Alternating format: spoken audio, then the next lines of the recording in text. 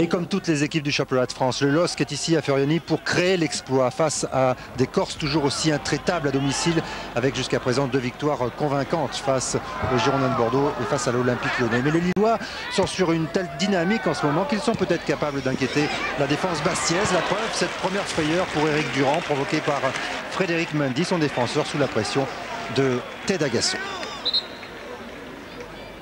Cette première action, c'est aussi la certitude que les Lillois sont ici pour jouer. En tout cas, ils n'hésitent pas à aller tenter des duels, à l'image de cette course pleine de détermination de Dagui Bakary, sans pouvoir conclure.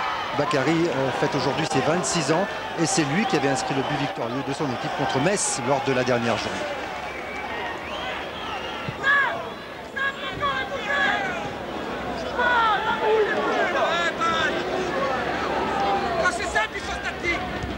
Frédéric Antonetti commence à bouillir. L'organisation, la solidité lilloise étouffe Bastia qui ne peut s'exprimer que sur coup de pied arrêté sur ce corner de Yann Lachuer.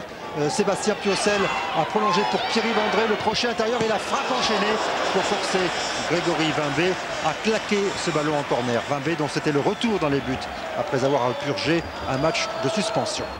Voilà les Corses en tout cas plus présents. Ils essayent de donner du rythme dans cette rencontre avec par exemple Pierre-Yves André qui vient provoquer. Il a pu donner à Yann Lachuer qui fixe pour finalement glisser à Frédéric Ney. La frappe de l'attaquant corse qui n'est pas cadrée.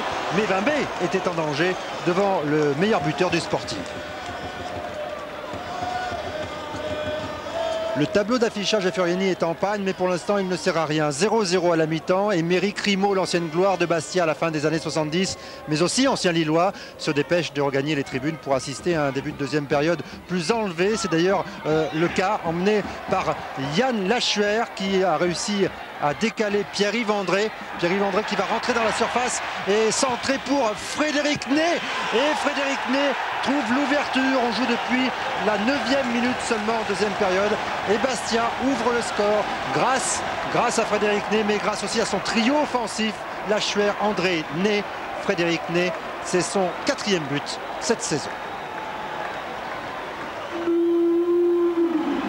Vahid Halilovic souhaite une réaction rapide de la part de ses joueurs. C'est au contraire Bastia qui continue avec Yann Lachuer. La qualité technique du numéro 10 du Sporting pour effacer Pascal Sigan et pour pouvoir servir Lionalise dans la surface de réparation.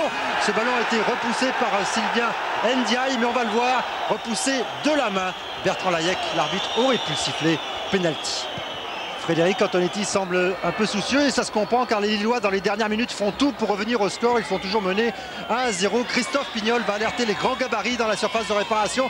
Jason Boutoil pour donner à Fami. Fami la frappe contrée par Frédéric Mendy.